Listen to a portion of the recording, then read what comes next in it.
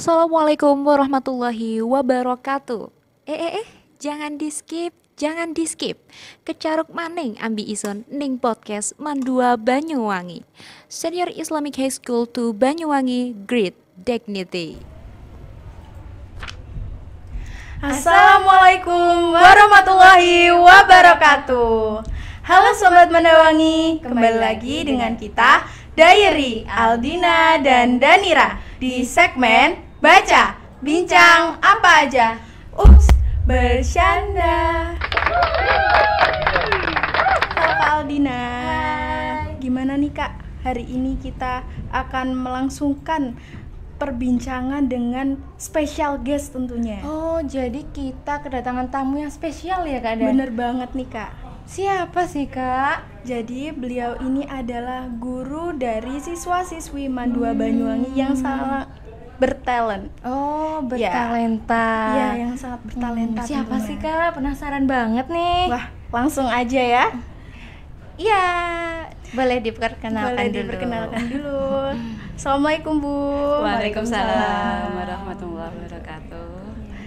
Jadi Sobat Mandawangi ini masih belum tahu nih Bu, jenengan itu siapa dan sebagai apa di guru Mandua Banyuwangi ini. Oke. User dulu tuh. Dari siapa dulu nih? Dari Beta dulu. Oke. Selamat siang semuanya. Perkenalkan saya Bu Ita. Lengkapnya Ita Fatmawati. Saya guru di Mandua Banyuwangi ini masih baru. Mungkin banyak yang belum kenal ya.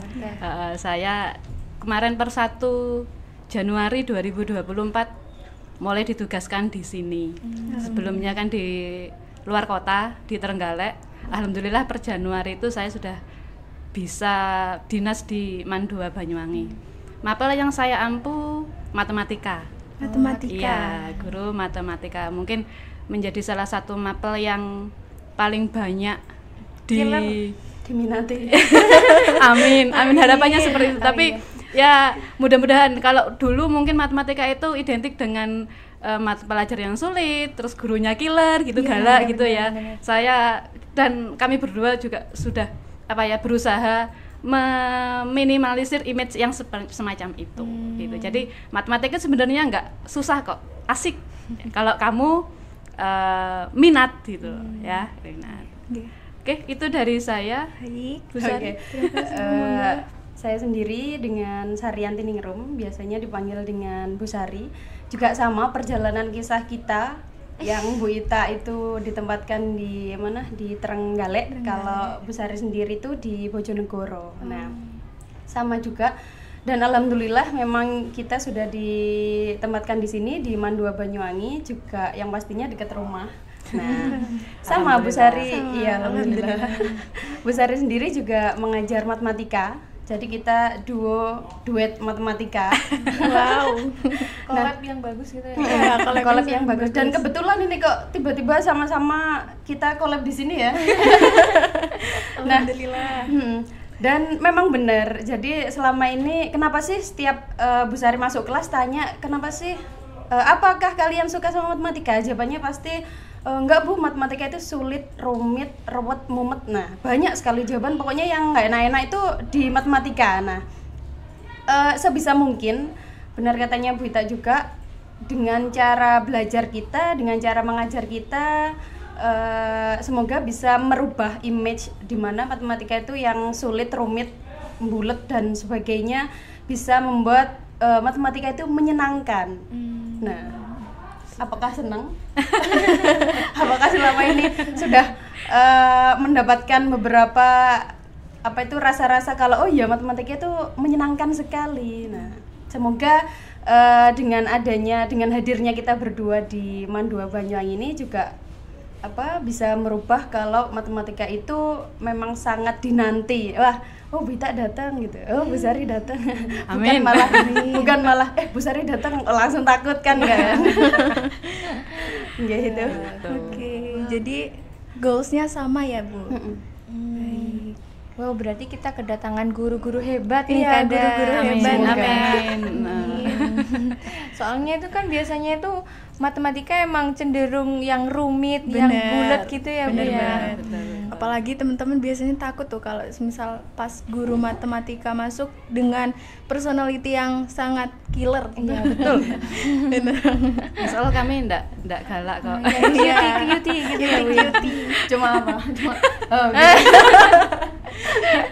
Oke, jadi di sini kita mau sharing-sharing aja gitu, Oke. santai-santai. Mohon izin ya Bu. Iya, enggak apa-apa. Oh iya Kak, kan Gimana, Kak? sebentar lagi juga mau ujian. Ujian, bener banget. Yang Jadi pasti kita penasaran gitu loh persiapan, Kak. ya. Persiapan gimana Kak? Persiapan buat menghadapi ujian. Dari Bu Ita sama Bu Sari itu seperti apa? Kalau yang kami kan kayak belajar, terus dipersiapkan materinya. Kalau dari jenengan-jenengan ini Oke. mempersiapkan soalnya itu seperti apa? Iya. Ini pesan-pesan buat anak-anak semuanya ya, dari kami khususnya guru matematika. Sebenarnya ini ya juga tidak hanya dari kami, semua guru pasti menginginkan kan anak didiknya memperoleh nilai yang maksimal, yang bagus gitu. Tentunya ada beberapa tips untuk kalian dalam menghadapi ujian. Ya. Yang pertama, persiapkan dengan matang manajemen waktunya gitu ya. Hindari sistem SKS. Apa SKS? Sistem kebut semalam. Biasanya kan gini, anak itu kalau belajar besok ujian, ini ciri-ciri anak yang nggak siap itu gitu. Yang nggak siap itu besok ujian, sekarang belajar dipol-pol nih gitu ya, semuanya dipelajari gitu. Padahal sistem seperti itu sama sekali tidak efektif, sangat-sangat tidak efektif. Jadi gimana kuncinya supaya lebih siap gitu? Ya belajar sekedarnya saja. Kalau mau ujian belajar sekedarnya saja. Bahkan kalau kamu merasa kamu sudah siap, itu nggak usah belajar. Untuk apa? Untuk persiapan persiapan mentalmu gitu, persiapkan freshnya pikiran gitu. Soalnya kalau ujian pikirannya ndak fresh, nanti yang ada tegang. Kalau sudah tegang, nanti 2 kali 3 itu bukan 6, tapi 2 kali 3 itu adalah 5 gitu. Karena apa ya? Karena itu tegang itu. Jadi hindari stres dengan cara apa? Ya jangan belajar yang berlebihan ketika mau ujian. Jadi belajar sekedarnya saja supaya apa? Pikirannya tidak stres gitu. Berarti kalau semisal udah memahami materi itu nggak usah belajar, apa termasuk hal yang efektif Bu? Kalau kamu merasa wis aku gak usah belajar sesuai supaya pikiran fresh, iya, menurut saya iya, karena kamu ngerti kan kemarin calon presiden kita Bapak Anies Baswedan, ini bukan bukan kampanye ya, sudah selesai ya. Pak Anies Baswedan itu pernah diwawancarai, dia ketika mau ujian dia nggak pernah belajar, dia ketika mau ujian dia selalu main-main, keluar refreshing, karena apa? Untuk merelaks pikirannya, supaya besok ketika ujian itu dia sangat siap gitu loh, sudah nggak tegang lagi. Jadi kalau kamu ujian terus belajar pol-polan itu sangat-sangat tidak efektif. Mending pikiranmu dibuat untuk istirahat yang cukup, makan, minum yang cukup, bukan berlebihan ya, yang cukup, supaya besok ketika ujian kamu bisa lebih fresh, sehingga ujian itu bisa lebih konsentrasi. Intinya kan supaya pikiranmu tidak tegang gitu. Bener. Jadi lebih ke pola belajarnya itu diatur dari jauh-jauh hari.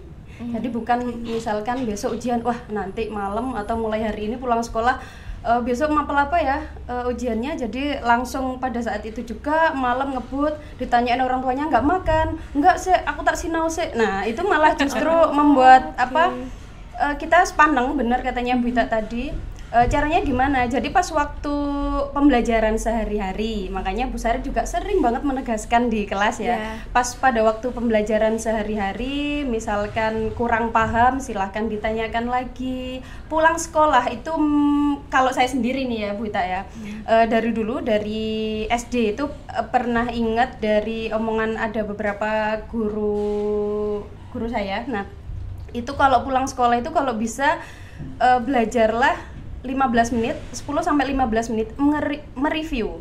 Jadi pembelajaran hari ini tuh dibukai. Entah itu nggak harus mengerjakan soal sampai berpuluh-puluh dan saya harus bisa wajib, enggak. Jadi mereview pembelajaran hari ini 10 menit sampai 15 menit, nanti sehabis maghrib itu juga belajar lagi. Jadi ngedrillnya itu malah pada waktu sebelumnya ujian. Jadi pas pada waktu hari-hari sebelumnya itu gimana sih caranya memahamkan materi, nah seperti itu cara belajarnya. Jadi nanti kalau misalkan besok ujian itu kita sudah punya tabungan istilahnya, punya oh iya ini saya pernah belajar ini saya juga pernah masih ingat materi ini untuk mengulangi saja. Kalau saya sendiri, kalau Bu Sari sendiri dulu itu besok ujian malam belajar secukupnya. Nah belajar secukupnya pas pada waktu besok hari hanya pagi kan biasanya banyak tuh teman-teman yang masih bukain buku. Kalau Bu Sari udah enggak, karena sudah cukup kemarin sudah cukup belajar. Pada waktu hari hanya itu kalau Bu Sari buat belajar lagi malah ambyar. Nah, karena storage otak kita itu kan terbatas. Hari ini kita nggak bisa, mungkin kalau Einstein bisa ya. Kita bukan Einstein ya. Kita bukan Einstein. Jadi ya belajar itu tidak bisa satu malam terus bisa semua, enggak. Iya, pasti butuh proses gitu. Persiapannya itu tidak hanya dari besok ujian sekarang belajar, nonsen kalau kayak gitu, nggak mungkin gitu. Ya kalau biasanya kan ada ulang-ulangan gitu, kok tiba-tiba hariannya seperti ini, kok nilainya tiba-tiba bagus, kan bisa saja Bu malamnya belajar. Nggak mungkin. Itu pasti kalau nilai bagus pasti ya tanda kutip dia kalau hariannya nggak bagus terus ketika ujian nilainya bagus tanda kutip pasti ya nyontek gitu ya, nyontek ke teman atau nyontek ke buku gitu, nggak mungkin. Karena apa? Storage memori kita itu terbatas. Jadi kalau memang kamu benar-benar ingin bisa suatu materi pelajaran, ya persiapkan dari jauh-jauh hari. Betul. Gitu. Berarti untuk melatih fokusnya tidaknya kita itu juga dari meminimalisir waktu belajarnya juga ya. Betul. Jadi ya belajar itu kan kita harus tahu manajemen waktunya. Biasanya kalau anak-anak itu ya sekarang ada HP itu sebenarnya kan ya simalakama ya, nggak dipakai itu sayang gitu ya, dipakai itu kadang-kadang efek negatifnya juga banyak gitu, yang bisa menfilter itu siapa ya, diri kita sendiri gitu. Kalau anak-anak kalau malam biasanya itu kan sebenarnya kalau kita itu kan malam kan waktunya istirahat. Tapi anak-anak sebenarnya nggak dipakai untuk istirahat, tapi untuk apa? Untuk main game, main HP gitu. Yang sosmed itu penting. Tapi kalau kebanyakan juga nggak baik, banyak negatifnya gitu. Malam HP-an, malam main game, malam sosmed, paginya waktunya belajar. Akhirnya ngantuk, tidak fokus. Itu yang bikin belajar itu sudah tidak efektif sama sekali, tidak efektif kalau semacam itu. Jadi kalau pulang sekolah gitu ya, itu sore itu kan kamu sudah di rumah ya, di rumah itu istirahat.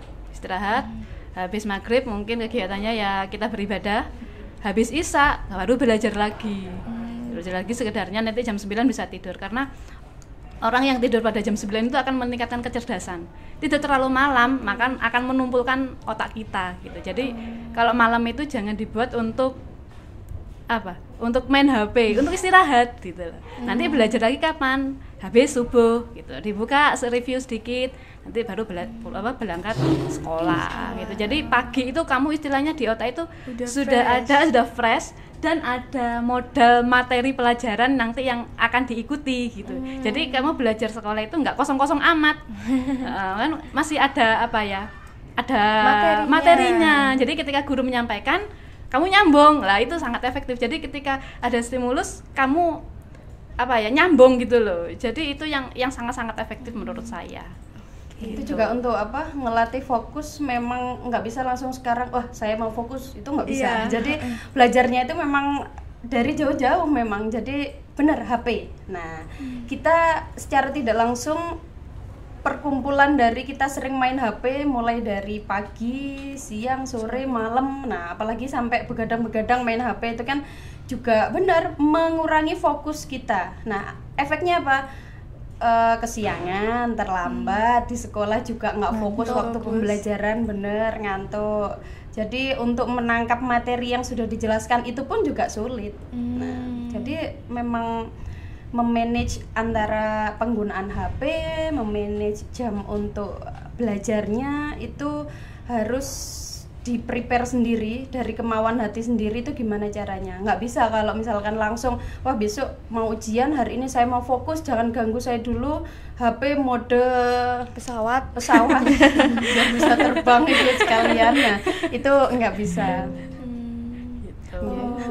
Jadi kita harus pintar-pintar ya Kak memanage Iya, waktu harus dan itu kan penggunaan HP gitu ya. betul. Benar banget, Itu Nadia. pengguna apa ya? Memanage jangka panjangnya dulu. Sekarang kalau Bu kita sudah nggak belajar, besok mau ujian, gimana caranya supaya bisa? Ya nggak bisa. Terus Harus gimana Bu belajar dikit-dikit. paling tidak gimana Bu untuk menghindari itu? Ya sudah, itu tadi istirahat yang cukup, belajar sekedarnya ingat ya, sekedarnya, jangan terlalu banyak, soalnya kalau terlalu banyak nanti malah nggak masuk. Nanti malah kayak air sudah ada airnya, gelas sudah ada airnya, kamu isi air lagi, nah Tumpah. airnya gimana? Tumpah, gitu kan percuma. Iya. Kamu kehilangan waktu, kamu kehilangan energi, kehilangan tenaga ya toh. Iya. Daripada seperti itu, mending waktunya itu kamu buat untuk istirahat gitu. Betul. Jadi besok ketika waktu pas ujiannya kamu itu bisa berpikir lebih fresh lagi gitu. Ibu gimana kalau nggak bisa? Ya itu jadikan aja pembelajaran supaya besok semester berikutnya itu tidak seperti itu lagi gitu. Alias mode pasrah ya. Tapi boleh nggak sih Bu kalau semisal pasrah gitu? Ya boleh aja. Ya boleh aja lah. Ya kan kita usahanya gimana ya, itu tadi Iya. belajar sekedarnya. Dan lagi satu, ketika ujian itu juga untuk orang yang siap, ya ada yang nggak siap. Iya. Manajemen waktu ketika ujian dilihat. Kalau saya lihat biasanya ya, kalau saya ngawasi ujian gitu, Iya. anak-anak itu kalau waktu matematika besar ya, itu waktu 2 jam itu serasa 15 menit. Kamu ngerasa nggak? Iya. Gitu. Kalau matematika pasti kekurangan waktu. Iya, nggak sih? kekurangan Tapi kalau bahasa Indonesia ya, maaf bukan meremehkan pelajaran yang tidak Iya. hitung-hitungan, enggak cuman ini berdasarkan pengalaman. Kalau pelajaran yang nggak ngitung itu anak-anak biasanya cepet. Waktunya 2 jam 30 menit banyak sudah selesai. Banyak seperti itu gitu. Tapi kalau sudah ngitung itu waktu 2 jam, ketika sudah bel berbunyi itu wes Kurang. terasa kurang gitu loh. Dan kayak apa ya, itu kebanyakan kenapa? Karena kurangnya manajemen waktu. Jadi kerjakan yang lebih soal-soal yang mudah dulu, betul. Kerjakan soal yang mudah dulu, yang sulit, yang sekiranya sulit itu belakangan gitu loh. Iya, yang mudah dulu, yang kamu bisa. Kalau kamu nggak bisa ya gimana lagi? Jangan coba-coba cari contekan. Karena apa? Kalau kamu contek, nilaimu bagus, itu artinya kamu nggak jujur. Kalau kamu sudah belajar diawali dengan hal-hal yang nggak jujur, hasilnya juga nanti akan jelek. Mungkin nilaimu bagus, tapi ingat nanti akan ada sesuatu balasan untukmu ya bagi kamu yang nyontek. Artinya jujur itu tidak jujur Tidak itu rugi. Tidak selalu mendatangkan kebaikan. Oke. Jadi jujur itu harus ditanamkan sejak dini, sejak kamu sekolah. Bayangkan kalau kamu sekolah aja sudah nggak jujur. Nanti kalau kerja kamu gimana? Iya benar. Ketidakjujuran itu sudah melekat di kamu gitu loh. Gitu. Orang tidak akan bertanya kamu nilaimu berapa, tapi kan perilakumu ketika nanti Seperti di dunia apa? kerja, di lingkungan masyarakat itu, kalau kamu sudah nggak jujur kan akan dipandang sebelah mata. Jadi tanamkan kejujuran itu mulai dini, sejak sekolah. Dari mana? Dari ujian yang jujur. Nggak apa-apa nilainya jelek, yang penting apa? Jujur. Gitu. Tapi kan ada ya Bu ya, kan sekarang kita dituntut kayak semuanya dilihat dari nilai. Iya, betul. Nah, itu kalau kita misal melihat lagi kalau nilainya jelek, nanti kan ada kondisi dimana kita cari kerja sulit gara-gara nilainya sedikit. Iya. Apa gimana gara-gara kita jujur gitu, takutnya seperti itu. Ya itu tadi apa, kumpulan dari jauh-jauh hari, maksudnya dari untuk nilai sendiri yang dicantumkan di raport, di ijazah, di raport ya, di raport itu kan bukan hanya pas pada waktu ujian hari H itu aja kan, jadi kumpulan juga dari apa, nilai-nilai harian. Nah pada waktu sehari-harinya itu seperti apa, misalkan kalau sehari-harinya udah nggak ikut pelajaran tapi tidur, terus nggak paham, waktu ngumpulkan tugas juga nggak ngumpulkan, waktu ujian apalagi mengerjakan tapi nilainya jelek, otomatis ini sudah apa, nilainya jelek ya kan. Nah beda lagi dengan misalkan pada waktu kesehariannya kalian sudah berusaha, terus nilainya minimal ada tugas mengumpulkan, pas pada waktu pembelajaran juga mendengarkan, entah itu paham atau enggak ya kan.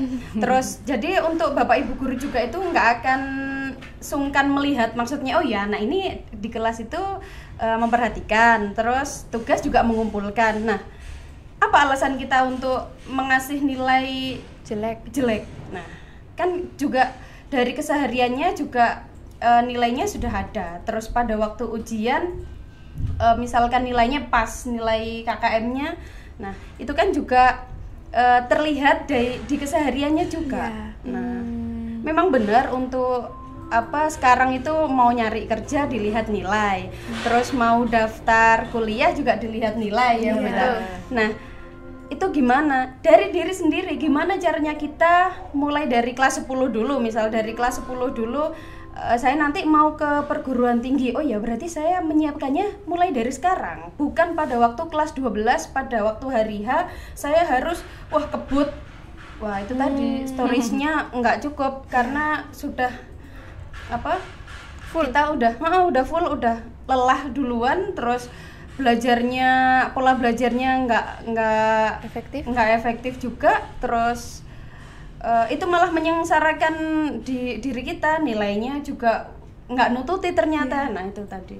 Jadi memang persiapannya dari jauh-jauh dari pola belajar kita seperti apa, terus dari untuk keseharian kita mengikuti pembelajaran itu seperti apa, untuk kecukupannya tugas itu apakah sudah atau belum. Nah itu minim sekali kalau kita mendapatkan nilai yang kecil.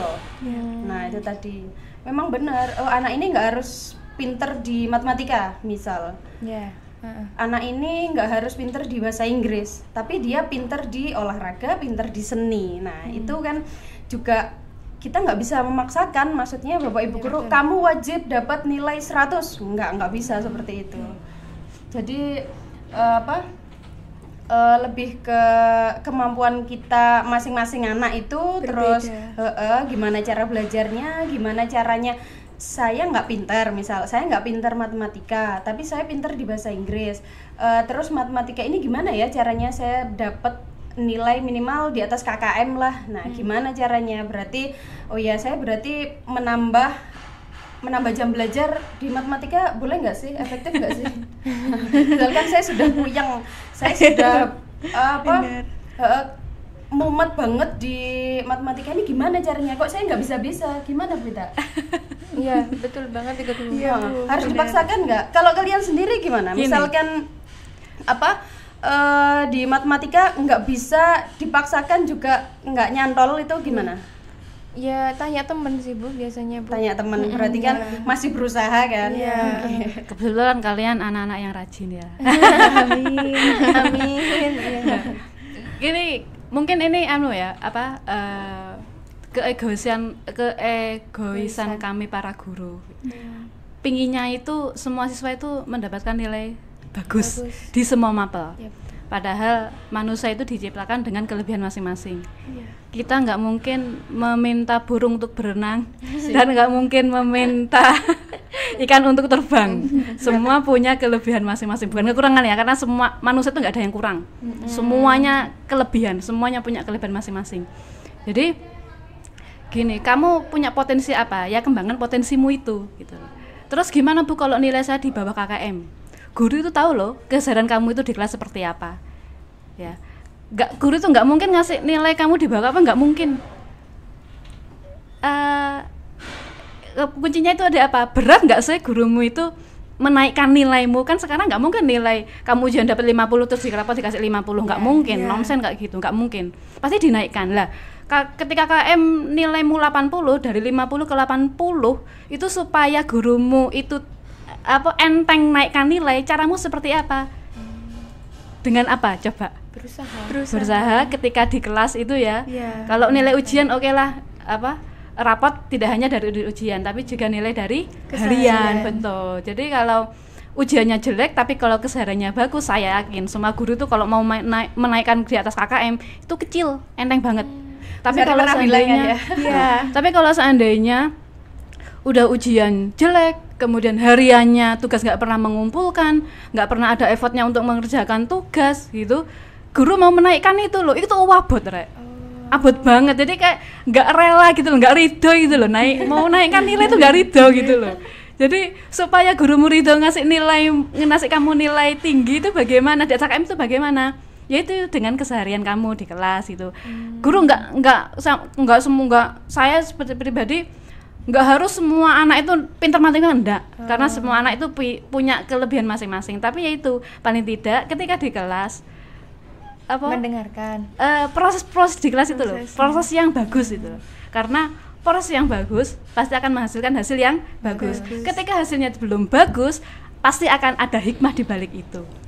Gitu. Pasti agak ada sesuatu yang Allah sembunyikan yang belum ditunjukkan sama Allah ke kamu gitu. Jadi yang penting berproses hal yang baik gitu. Usaha dulu, betul. Perkara hasilnya gimana wes urusan buri gitu. Yang penting berproses yang baik. Gitu. Katanya Bu Sari gimana? Untuk merubah nilai itu celing gitu, Iya. cepat. Bener. Nah, itu tadi benar prosesnya di kesehariannya gimana cara oh ya, anak ini di kelas memperhatikan, tugas mengumpulkan. Gampang banget itu. Maksudnya untuk mau naikkan nilai itu. Kita kan tahu ketika kerjaan iki, kita kan di kelas tuh memperhatikan ndise sing mengerjakne, ndise sing enggak, mana sih yang tidur, mana kan kita tahu gitu loh. Tapi kalau sudah di kelas tidur, enggak pernah masuk, tugas enggak pernah mengerjakan, ujian kok jelek, kita mau ngasih nilai 80 itu loh, abot banget gitu. Jadi supaya nggak abot bagaimana? Ya harus dari kesehariannya itu. Jadi terus gimana Bu, yang kemarin kami sudah males, terus ujian dapat jelek gimana? Ya untuk pembelajaran di semester berikutnya jangan sampai seperti itu lagi gitu. Ya. Karena dan satu lagi, jangan lupa minta doa orang tua. Itu jimat buat kamu. Itu jimat buat kamu, Bu. Kalau mau ujian berangkat, ibu, terutama ibu ya, kalau ibunya masih ada, langsung minta doa, salim, minta doa, nanti kulo ajengi ujian gitu. Insya Allah nanti dipermudah, kita dimudahkan gitu. Itu jimat kita ya, jimat kita. Jangan lupa, orang tua itu bukan doa kiai manapun, bukan, tapi doa orang tua, khususnya ibu. Jadi kita harus berusaha dulu ya, jangan langsung ujuk-ujuk nilainya bagus, itu enggak bisa ya. Bisa. Kalau kemarin sudah terlanjur tidak berusaha terus ujian nggak bisa, bagaimana? Ya jadikan pembelajaran untuk semester berikutnya. Jangan sampai seperti itu lagi. Gitu. Yang penting santai aja ya. Dan kalau ujian jangan lupa bikin contekan ya. Boleh Bu, berarti bikin contekan dulu. Boleh kalau kamu nggak ketahuan ya. Jadi contekannya tulisannya Bismillah sama Alhamdulillah. Itu biasanya yang nggak bisa jawab Bu. Ya kalau nyontek itu ya nggak bisa dibenarkan. Nggak bisa dibenarkan nyontek itu, dan apapun nggak bisa dibenarkan. Tapi paling tidak contek itu usaha dulu. Tapi usaha yang telat betul. Tapi paling enggak, ketika kamu buat contekan, kamu buat rangkuman gitu ya, kan kamu belajar membaca kan, berarti kan membaca, kamu merangkum gitu kan. Nanti itu kalau bisa ya jangan dikeluarkan waktu ujian. Kamu boleh mengeluarkan kalau tidak ketahuan. Buat belajar di rumah aja. Betul. Catat poin-poin pentingnya. Kalau matematika gimana Bu? Rumus-rumus itu Bu. Matematika itu nggak bisa satu di logika gitu ya. Nggak bisa dipikir iki piye enggak. Ya. lek gak iso ya sampai sesuk-isuk ya gak iso gitu. Jadi kamu ngerjakan soal matematika, aduh gak iso rumusnya, ya sudah gitu, tinggalkan, kerjakan yang lain gitu loh. Jangan membuang waktu yang sia-sia gitu loh. Ya, jadi matematika itu ya perbanyak soal latihan. Ya besar ya. Soal latihan. Rumus tuh enggak untuk dihafalkan, tapi untuk diapakan, dipahami. Gitu. Caranya gimana? Perbanyak latihan. Kamu pernah dengar rumus ABC ya? Rumusnya panjang ya. Tapi saya yakin kalau kamu mengerjakan soal rumus ABC 5 soal aja tanpa menghafalkan, saya yakin kamu akan hafal dengan sendirinya. Karena apa? Terbiasa mengerjakan soal. Jadi matematika itu nggak bisa dibaca, itu nggak bisa. Harus apa? Dicoba. Kerjakan, latihan. Berarti apalagi sering latihan ya. Iya, kalau matematika seperti itu. Apalagi pas pada waktu ujian kayak gitu, ini mapal apa matematika? Kok guru meneng pulpennya diutek-utek ngene tuh, kertasnya juga masih kosong. Loh gimana? Nggak bisa, matematika seperti itu nggak bisa. Dibayangkan, oh gini, nggak bisa. Jadi langsung kertas. Kalau saya sendiri ya Bita, itu kalau lihat soal itu langsung kayak kepingin pegang pensil sama kertas. Nah, mungkin semuanya seperti itu. Kalau kita dan kalau nggak ketemu jawabannya, penasaran. Sampai apa di Korea itu gimana caranya ini, gimana ya gitu. Jadi rasa penasarannya itu malah tinggi. Iya, malah menyala. Saya ingin tahunya. Jadi kalau misalkan soal ini nomor 1 langsung nyanda apa pulpen kertas sorot nggak bisa, cuma meneng tok sampai beberapa menit kayak gitu, terus nggak selesai kapan menyelesaikan beberapa soal itu, soalnya 40 ya. Tapi kalau kayak gitu kan gara-gara nggak tahu gitu ya Bu, sudah berusaha mengerjakan terus nggak bisa kan, akhirnya kayak pusing gitu, akhirnya menyerah lah. Itu gimana membangun motivasinya lagi agar tidak menyerah untuk mengerjakan soal yang sulit? Ya betul.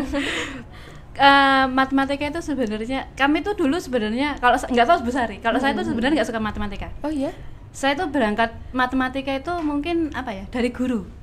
Saya tuh dulu ketika SD sama sekali nggak suka matematika, sama sekali. Kemudian dari SMP saya ketemu guru yang menurut saya itu gurunya enak kalau nerangkan, sehingga saya termotivasi, akhirnya saya suka matematika. Dari situ barangkali gitu. Jadi kita itu sangat Bu Sari, sangat berpengaruh pada motivasi anak. Mungkin kamu pernah ya, kalau kamu nggak suka matematika, tanda kutip berarti ini gurunya. Iya, berarti ini gurunya gitu lah. Berarti ini gurunya. Matematika itu sebenarnya menyenangkan. Kalau bisa, gimana supaya bisa? Perbanyaklah latihan. Kalau saya gitu. Karena kalau kita ngerjakan soal, terus kita nggak bisa, itu penasaran. Sholat pun kadang-kadang aku mau piye ya gitu, kebayang-bayang gitu. Tapi kalau kita mengerjakan terus kamu bisa, kita bisa, marem, kita akan tertagih lagi untuk mengerjakan soal yang lain lagi gitu. Jadi banyak latihan, matematika nggak bisa dibaca, ya nggak bisa dibaca. Terus kalau nggak bisa, ya jangan menyerah gitu, tanya ke temannya yang paham gitu. Saya suka matematika itu, SMP itu suka matematika, tapi nggak begitu suka matematika, sangat suka itu kelas 2 SMA. Kelas 2 SMA itu saya mulai suka, mulai belajar, mulai termotivasi. Karena apa? Waktu itu saya ingin masuk perguruan tinggi negeri. Jadi sinai ku tak pol-pol nih, Mbak. Sinai ku tak pol-pol nih ya. Itu matematika, biologi. Saya kan katanya orang yang kalau suka hitung-hitungan nggak suka hafalan gitu ya.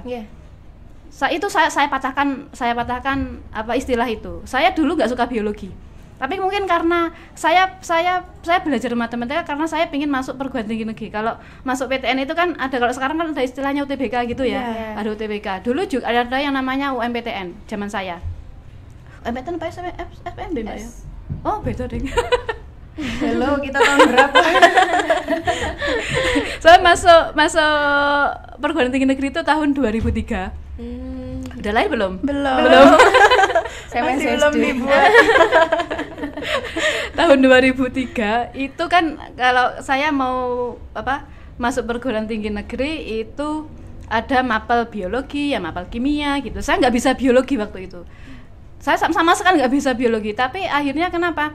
Saya mau belajar karena termotivasi, aku sok pingin kuliah ning PTN gitu loh. Aku kalau gak masuk iki ya kan pinginnya kan kalau dulu kan impiannya kan kalau di negeri itu kan murah biayanya. Biaya murah. Jadi wis iso gak iso aku duning PTN waktu itu gitu. Jadi ada usahanya gitu. Ternyata ketika saya belajar biologi yo enak ternyata. Ketika ujian biologi kan nggak ngitung Mbak Yo. Nggak ngitung. Saya 15 menit selesai. 15 menit selesai. Dan saya bisa semua. Oh ya Allah tiba ning ngene ya rasane ujian iso iki ngene tibake gitu. Waktu itu seperti itu karena apa ya sebelumnya saya ndak suka sekali sama biologi. Kalau matematika mungkin dari SMP saya suka, tapi kalau biologi sama sekali tidak. Tapi karena saya termotivasi karena apa? Saya pengen masuk perguruan tinggi negeri. Mau nggak mau, bisa nggak bisa ya saya harus belajar gitu. Akhirnya apa? Ya saya belajar dan ternyata saya bisa, alhamdulillah gitu. Ternyata rasanya ujian 15 menit selesai itu wis luar biasa. Alhamdulillah. Jadi anak-anak yang merasa kamu masih kelas 10, masih kelas 11 belum terlambat ya, belum terlambat. Bangun motivasimu, bangun apa ya? Karakter cita-citamu mulai dari sekarang. Jangan kamu mau kuliah di mana, jangan bingung. Dipikir mulai sekarang. Kamu mau kemana? Nanti motivasi itu akan terwujud dengan sendirinya. Gitu. Oh, jadi nggak ada proses yang singkat gitu ya? Betul, nggak ada proses yang singkat, semuanya berproses. Dan proses itu nggak instan. Intinya usaha. Dari awal tadi kan perbincangan usaha. Proses tidak akan mengkhianati hasil. Ketika proses tidak sesuai dengan apa yang kamu inginkan, yakinlah akan ada hikmah yang lebih indah di balik apa yang kamu impikan yang mungkin belum tercapai itu. Garis bawahi. Bisa diulang apa barusan? Gak apa le. Oke. Jadi sangat-sangat memotivasi ya. Bener banget nih Kak. Terus kalau semisal itu Bu, kalau kita kan metode pembelajarannya kan beda-beda ya. Ada yang belajar sambil dengerin musik, ada yang belajar sambil dengerin materinya aja, ada yang belajar itu harus benar-benar fokus dan tenang tanpa ada suara-suara rame gitu. Nah, lebih efektifnya itu belajar tanpa ada suaranya atau tergantung sama karakternya orang? Kalau menurutnya Bu Sari sih tergantung masing-masing ya. Kalau Bu Sari sendiri biasanya belajar itu sambil dengerin musik. Ada memang, jadi kita itu belajar fokus, tenang, hening. Nah itu kalau nggak tenang, kalau ada suara rame itu biasanya nggak masuk. Itu ada seperti itu. Terus kalau Bu Sari sendiri itu tipe belajarnya malah di rumah itu, di sini belajar, di sini musik TV itu nyala, jadi entah itu muter musik, entah itu apa. Kalau nggak itu, kalau zamannya dulu itu apa, masih ada tip itu ya. Nah radio seperti itu, nyetel musik seperti itu. Belajar itu malah masuk. Belajar itu malah masuk. Beda lagi, itu kalau pas pada waktu ujian kita fokus atau kita apalagi baca-baca soal yang panjang-panjang, itu untuk menyantolkan atau memahami apa maksud dari ini tadi tuh memang butuh suara yang hening, nggak ada gangguan dari luar. Nah itu biasanya butuh fokus yang sangat ekstra. Kalau Bu Sari sendiri belajarnya di rumah itu memang harus pakai musik. Nah itu kok bisa masuk ya Bu? Iya. Karena memang kemampuan beda-beda ya. Kebutuhan belajar orang itu kan beda-beda. Kalau Bu Ita itu tergantung yang dipelajari apa, yang tergantung yang dikerjakan apa gitu. Kalau saya matematika lebih suka pakai Bu Sari tadi musik. Tapi kalau umpamanya biologi, kemudian bab materi-materi yang mungkin butuh hafalan, butuh analisis lebih, itu saya nggak bisa pakai musik, harus tenang, gitu. Biologi saya nggak bisa pakai musik, nggak bisa. Harus tenang karena harus dihafalkan dan dipahami gitu. Nanti kalau saya belajar pakai musik, yang masuk bukan pelajaran tapi musiknya. Yang bacaan panjang-panjang kayak gitu itu nggak bisa. Kalau bacaan panjang-panjang itu lebih ke ke analisis ya, itu harus tenang, kondisinya harus tenang gitu. Tapi kalau matematika itu kan, kalau matematika kan sebenarnya kita berpikir, tapi kan kita lebih banyak gerak ke tangan, karena kita mengerjakan soal latihan. Nah itu kalau saya lebih senang pakai musik, ada musiknya, entah itu instrumen atau apa ya, hanya Pop. pokoknya pakai musik yang bisa kita ngerjakan sambil santai-santai gitu. Tapi kalau sudah materi hafalan, kemudian materi analisis, studi kasus, itu kalau saya nggak bisa pakai musik, itu harus dalam kondisi yang tenang. Kalau saya gitu. Kalau kalian, ya saya yakin kamu itu sebenarnya ngerti kok. Kamu itu belajarnya seperti apa, kamu itu lebih masuk. Kamu kalau belajar itu pakai musik atau dalam keributan kamu nggak masalah, atau kamu harus dalam ketenangan, kamu itu sebenarnya bisa kok. Cuman ya itu tadi, harus memanage gaya belajarmu itu seperti apa.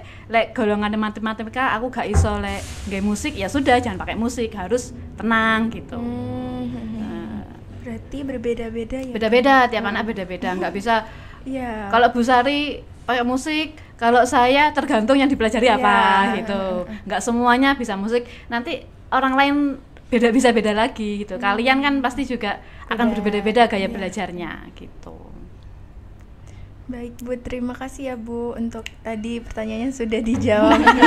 Karena kan takutnya itu kan ngedistract Bu anak-anak buat efektifnya gaya belajarnya itu yang harus begini gitu.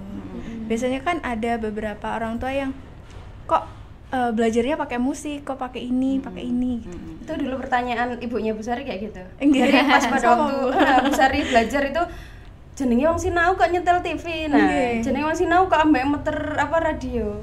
Nah, itu memang yang tahu memang kita kan. Nah, itu kita paham nggak? Benar tadi, kalau ada bacaan yang panjang, menghafal, analisis itu memang nggak bisa. Jadi pada waktu kita ujian misal membaca ambek ngrungokne musik, iso-iso dibaleni sampai ping bolak-balik ini tadi soal nggak masuk-masuk kan. Jadi ya intinya itu ya, kalau mau ujian nggak usah stres, jangan tegang ya, belajar sekedarnya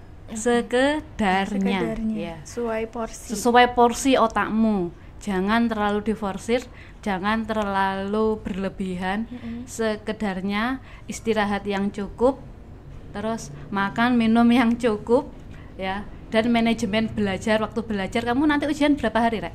9 hari. 9 hari itu manfaatkan waktu itu, jangan terlalu banyak diforsir untuk belajar ya, malahan gitu. Iya betul, jangan diforsir untuk belajar, tapi belajar sekedarnya ya, sekedarnya, ojo dipol-pol nih, soalnya storage otak kita itu terbatas. Betul, nanti yang ada nanti kalau terlalu dipaksakan malah tegang, ketika ujian tidak fokus. Jadi belajar sekedarnya untuk menghindari stres gitu. Dan jangan lupa minta doa orang tua, karena itu jimat kita yang ada di rumah ya. Paling ampuh. Betul, paling ampuh. Gitu. Jadi semoga dengan Sobat Mandawangi melihat podcast ini ya Kak, bisa memotivasi lagi. Amin. Semoga ya Kak. Betul. Pertanyaan terakhir nih untuk ibu-ibu yang hebat ini. Ada moto hidup yang jenengan pakai sampai sekarang. Yang bisa menguatkan jadi guru itu mudah, jadi guru itu seru gitu Bu. Iya. Moto hidup. Iya, moto hidup. Untuk jadi gurunya atau enggak, moto hidup jenengan sendiri aja. Iya. Kalau Bu Sari sendiri sih, kalau kita melakukan suatu hal, kalau kita mau menuju ke satu tujuan itu, sekali usaha dimaksimalkan, biar nggak bolak-balik. Maksudnya sekali jalan, sekali maksimal, biar juga kita memperoleh hasil yang maksimal juga. Maksudnya kalau besok misalkan ya ujian terus nggak belajar, kemarin juga nggak pernah ngumpulin tugas, nggak pernah ikut pembelajaran, jarang masuk dan lain sebagainya, pas pada waktu ujian ngeremehkan, maksudnya alah iki soalnya wis paling pirang menit mari pokok corot. Nah itu kan berarti kita usahanya kurang maksimal mulai dari awal ya kan. Nah itu nanti pasti ada remedi dan lain sebagainya. Kesel, capek kalau harus ngulang 2 kali. Kalau prinsipnya Bu Sari sendiri, sekali jalan, sekali dimaksimalkan, perkara hasil nanti pasti mungkin kalau misalkan kita kurang nututi itu kecewa sedikit lah. Nah, yang penting saya kan sudah usaha, sudah saya maksimalkan, berdoa juga, terus ikhtiarnya juga sudah. Nah, untuk hasil tinggal kita pasrahkan saja. Kalau Busari lebih ke situ. Oke. Kalau Bu Ita, proses yang baik akan menghasilkan hal yang baik juga. Ketika hal itu tidak sesuai dengan harapan kita, pasti akan ada hikmah yang jauh lebih indah sebagai penggantinya. Pengalaman hidup. Jadi berproseslah yang baik. Perjalanan siswa-siswa MAN 2 Banyuwangi itu masih panjang. Usia kalian rata-rata berapa? 16, 17 ya, masih panjang banget. Itu adalah masa-masa emas. Antara usia SMA sampai usia berapa? 25 itu masa-masa emas. Masa emas kalian, maka manfaatkan dengan sebaik-baiknya. Nanti kalau kamu sudah terjun di dunia usaha, di dunia kerja, apalagi di dunia pernikahan, hidupmu akan jauh berbeda. Jadi manfaatkan momen-momen tahun-tahun ini untuk hal-hal yang baik. Maka berproseslah yang baik supaya nanti hasilnya lebih baik. Ketika hasilnya belum baik, tidak sesuai harapanmu, pasti nanti akan ada pengganti dari Tuhan yang jauh-jauh lebih baik untuk kamu. Gitu. Insya Allah. Keren banget, yang Kak. keren banget ya. Iya, bener banget. Bisa jadi motivasi kita nih. Iya, betul. Oke, jadi mohon maaf ya Bus, apabila ada kata atau salah perbuatan kami yang menyinggung hati enggak. Kita di sini sama-sama belajar ya. Kita berproses, kita belajar. Oke. Baik. Sebelumnya semoga teman-teman Sobat Mandawangi yang menonton ini bisa bermanfaat untuk kalian semua ya. Amin. Dan motivasi dari Bu Ita dan Ita Bu Sari sama Bu Sari ini bisa memotivasi kalian juga. Dan cukup sekian dari kami. Jangan lupa sebelumnya untuk like, comment, share, and subscribe. See ya. Video ini disponsori oleh Warung Kopi Sekawan.